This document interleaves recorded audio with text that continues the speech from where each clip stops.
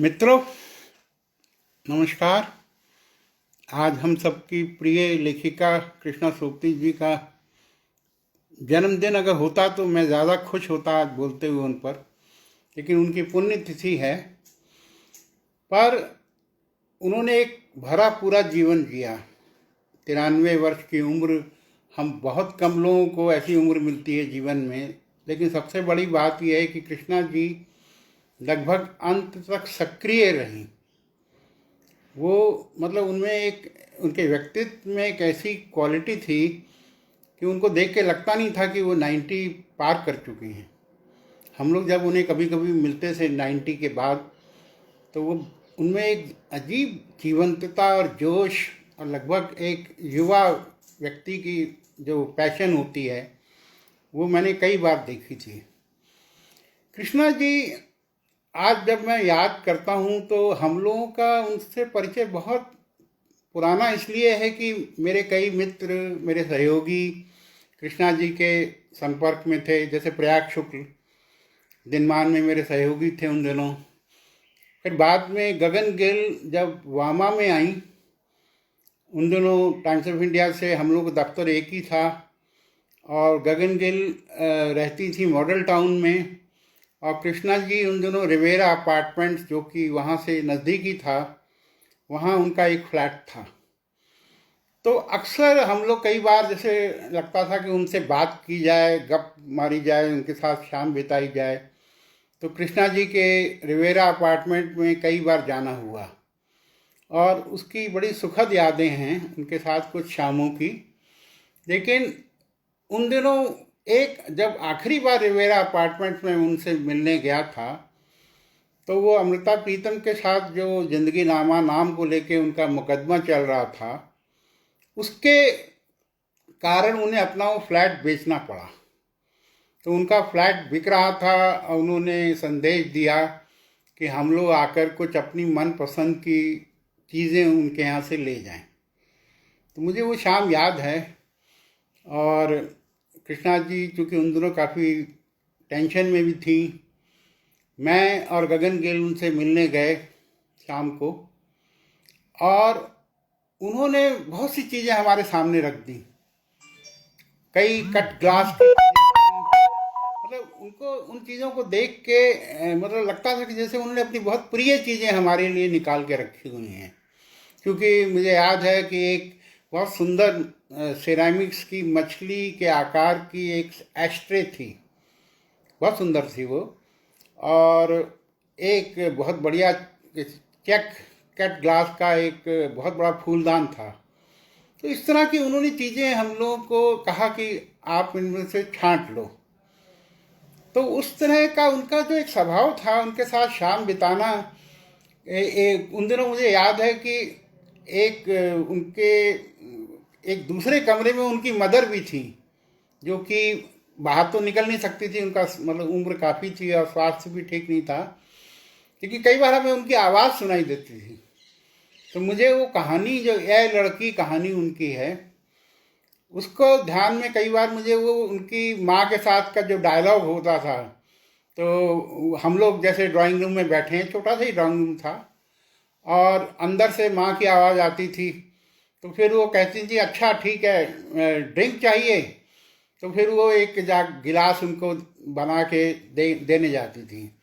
तो वो माँ बेटी का रिलेशन भी बहुत अलग तरह का था। और कृष्णा सोपती, वैसे तो उनको सभी जानते हैं कि वो बोल्ड लेखिका उन्हें कहा जाता है, लेकिन मैं उनको सिर्फ बोल्ड लेखिका नहीं कहूँगा, क्योंकि बोल्डनेस से ही कोई बड़ा नहीं हो जाता। ऐसे बहुत से लोग जो बोल्ड हो गए और उसके बाद भी उनके लेखन में कुछ नहीं है या उनकी कला में कुछ नहीं है। लेकिन कृष्णा जी का ये था कि उनका स्वभाव थोड़ा अलग था, बहुत बहुत ही अलग था। आप ये सोचिए कि पुरस्कारों और सम्मानों के लिए हिंदी की दुनिया तो बेचैन रहती है, तड़पती रहती है।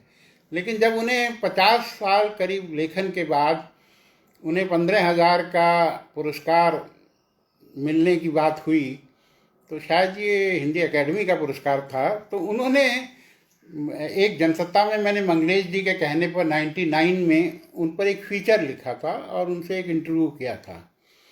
तो उस उस दौरान उन्होंने मुझे वो जो उनका जो बहुत प्रसिद्ध कथन है, जो मैं यहाँ पर पढ़ना ही चाहूँगा, छोटा सा है। ना तो मैंने दरबान की वर्दी पहन रखी है, और ना ही मैंने सलाम किया है, और ना मेरे पास बंदूक है, लेकिन फिर भी मुझे इतनी बड़ी टिप क्यों दी जा रही है। मतलब उनका जो अंदाज था, इस छोटे से कमेंट से मालूम पड़ जाएगा आपको कि मतलब वो पुरस्कार के प्रति उदासीन किस तरह से थी। मतलब वो उसे मतलब एक टिप की तरह एक दरबान को जो टिप मिलती है, उनका साहित्य अकेडमी के मुझे याद है कि साहित्य अकेडमी में जो उमाशंकर जी चौधरी थे, शायद अध्यक्ष थे, तो उस समय उन्होंने कुछ प्रपोजल दिए थे। एक सिंपल प्रपोजल था कि आप यहाँ पर कुछ स्टेशनरी वगैरह का इंतज़ाम करें, क्या उसे तो मान लिया गया। लेकिन दूसरा उन्होंने प्रपोजल दिया था कि जब प्रेस क्लब में लोग पत्रकार शराब पी सकते हैं, बियर पीते हैं, तो यहाँ साहित्य अकेडमी में लेखकों का बियर बार क्यों ना हो। तो वो जाहिर है कि उनकी इस बात को माना नहीं गया। और लेकिन उन्होंने मुझसे कहा कि भाई ये जो दूध पीने वाले लेखक हैं, जो समझते हैं कि हम दूध पीकर अच्छा लिखेंगे, उन्हें पता नहीं है कि ज़िंदगी क्या है, किस तरह से। मतलब वो कोई ऐसा नहीं था कि बियर बार खोलने की बहुत बड़ी समर्थक थी, लेकिन उनका अंदाज था कि भाई आप अगर एक लेखकों का क्लब है तो ये तो एक्चुअली प्रस्ताव बहुत बाद में, जब क्योंकि 3 अकेडमियाँ हैं वहाँ, तो एक ज़माने में बाद में भी बात उठी थी कि उनका एक क्लब होना चाहिए वहाँ पर मंडी हाउस में। लेकिन कृष्णा जी इस तरह की बात को कहते हुए कोई संकोच नहीं करती थी, और उनका व्यक्तित्व बहुत अलग था। मतलब व्यक्तित्व उनका इतना अलग था कि वो चूँकि बहुत ही चमकीला गरारा पहन के निकलती थी, जो आमतौर पे लेखिकाओं का ये मतलब कभी आप इस पोशाक में उनको नहीं देखते थे। बहुत ज़्यादा भड़कीला चमकीला गरारा पहन के आती थी, साड़ी तो वो पहनती नहीं थी।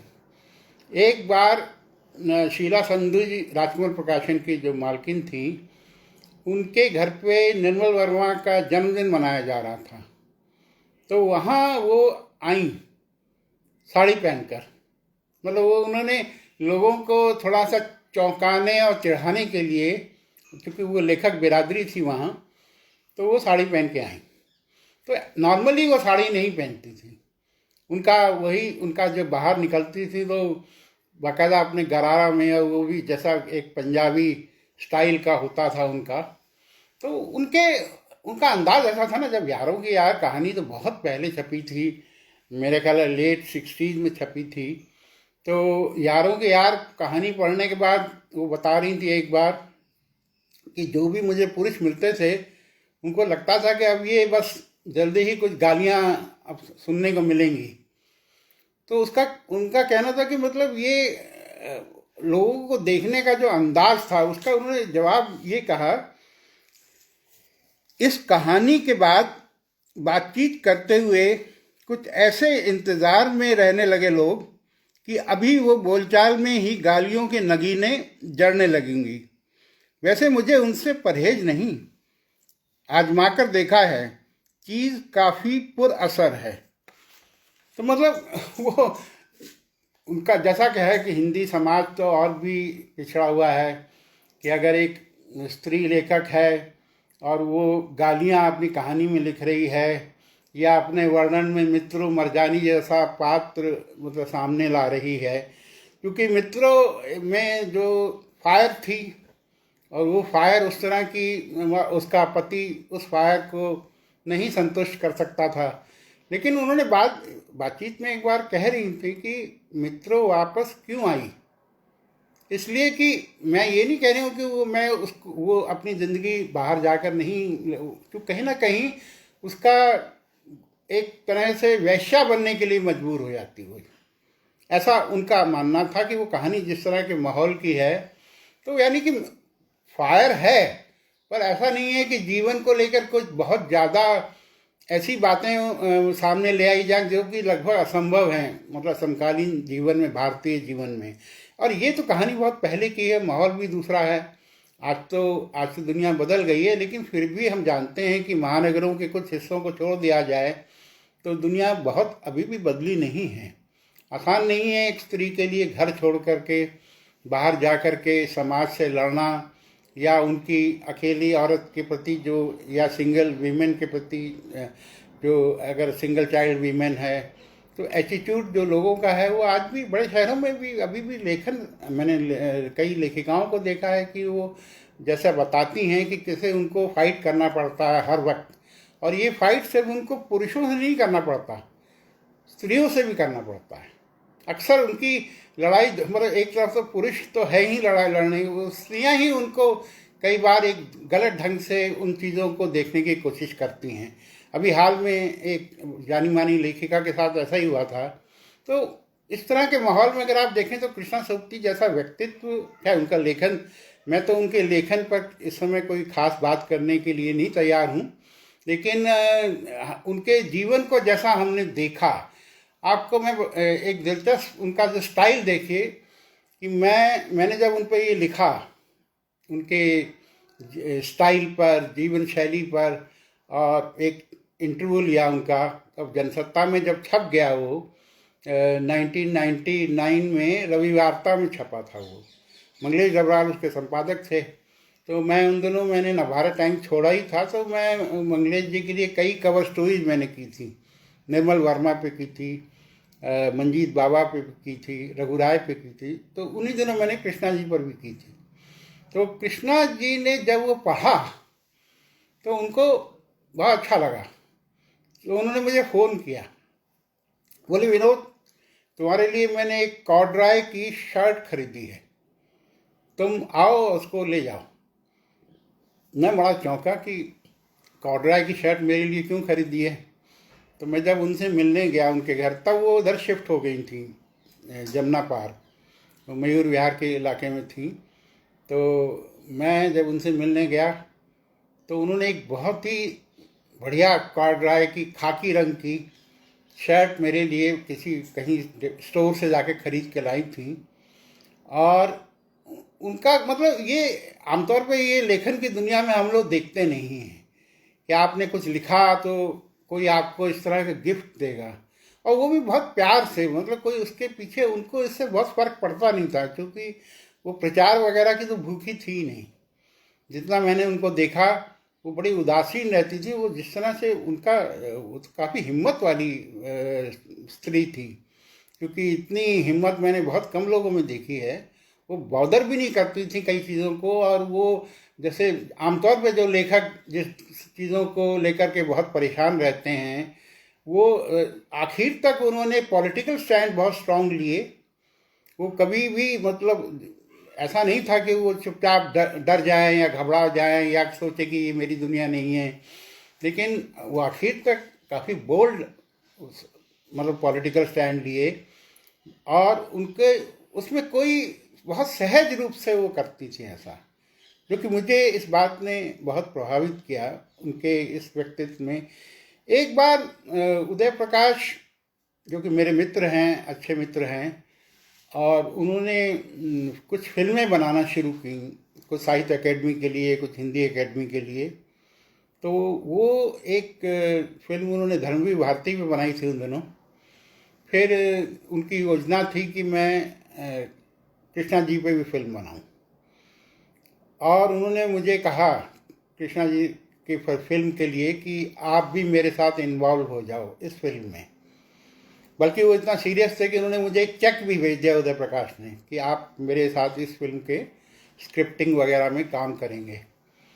तो मैंने कृष्णा जी को संपर्क किया, मैंने कहा कि भाई उदय और हम मिलकर आपसे मिलना चाहते हैं, और कोशिश करें तो आपको एक अच्छी फिल्म बनाई जा सकती है। तो हम लोग उनसे मिलने गए, दोनों उनके घर गए, काफ़ी बात हुई, बड़ी उत्साहित थी वो।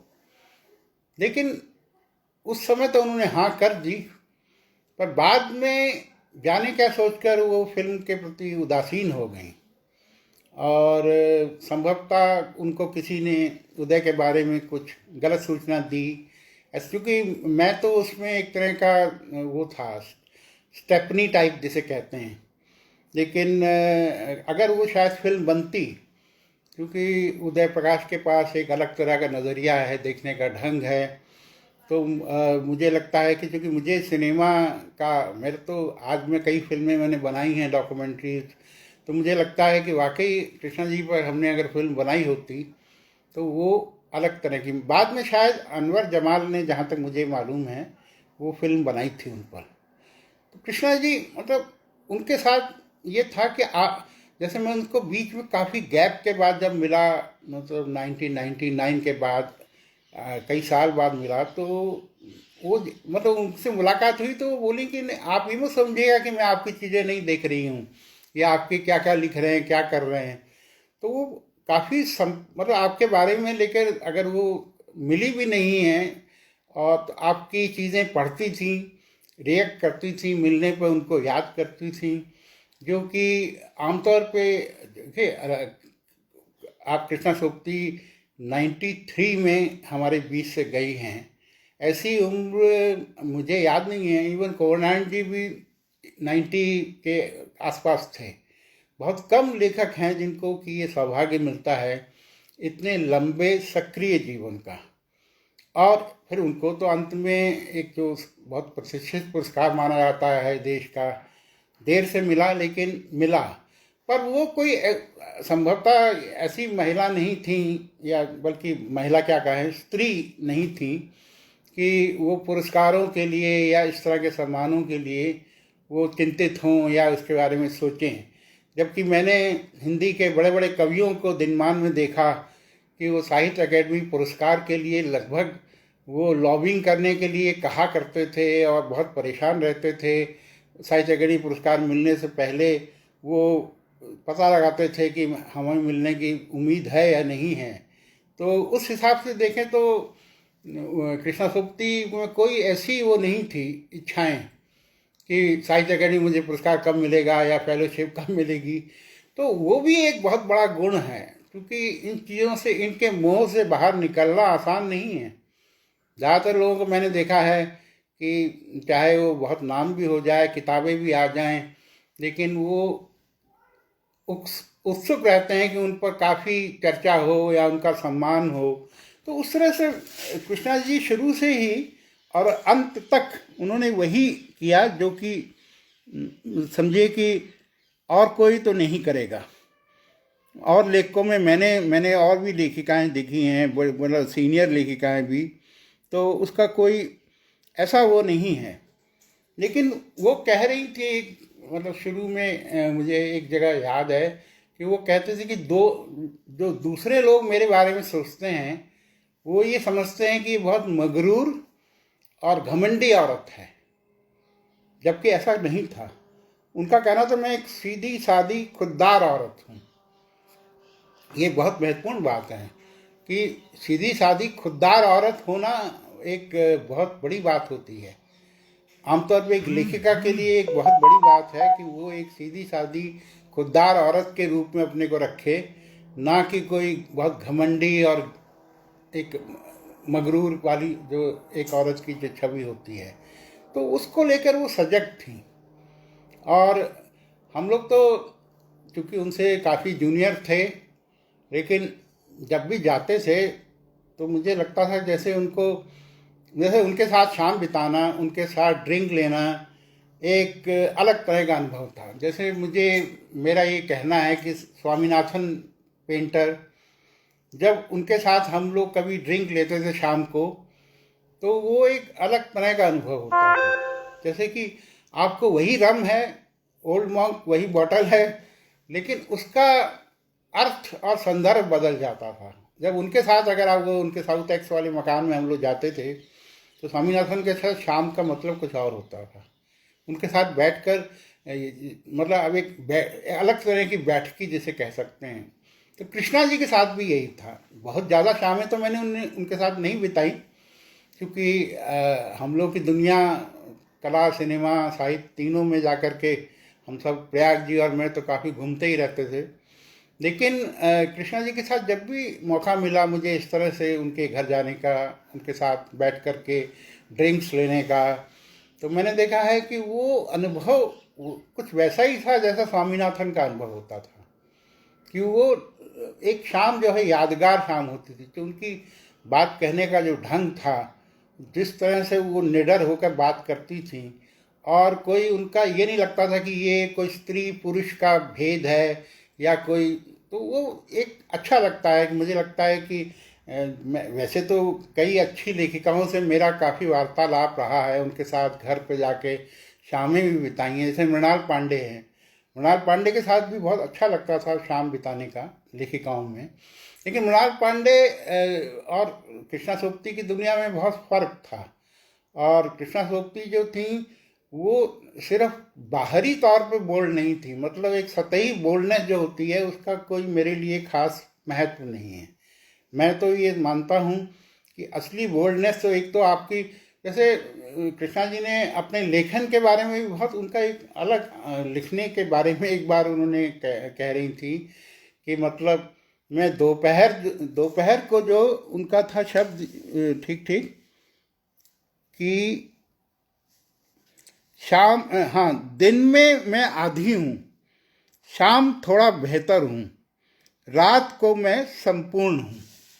दिलचस्प बात है कि वो वैसे काफका के बारे में कहा जाता है कि वो रात को ही लिखना पसंद करते थे, उनके लिए दिन में लिखना संभव नहीं था। ये कृष्णा जी ने तो साफ कहा कि मतलब दिन में तो मैं आधी हूँ, शाम को थोड़ा बेहतर होती हूँ। शाम का मतलब उनका अपने ढंग से शाम बिताना। फिर वो कई बार वो कहती थी कि मैं रात भर लिखती रही और मालूम पड़ा कि सुबह हो गई, सुबह का मतलब सूरज निकल आया और मैं रात भर लिखती रही। तो बेसिकली वो शायद बहुत से राइटर को नाइट टाइम पसंद है, लेकिन मुझे जैसे अर्ली मॉर्निंग टाइम बहुत पसंद है लिखने के लिए। अगर मैं सुबह 5 बजे उठूं तो उस समय अगर आप नहा धो लें तो फिर लिखें तो एक बहुत अच्छा अनुभव होता है वो। लेकिन कुछ लोग होते हैं जो पूरी रात भर लिखते हैं, और कृष्णा जी रात को लिखने वाली थी, जो फिर जाहिर है कि सुबह देर तक सोने की आदत हो जाती है। लेकिन वो दिन में उनका कहना था कि मैं बिल्कुल अपना जो रचनात्मकता का रूप है वो बहुत आधा सा होता है मेरे जीवन में।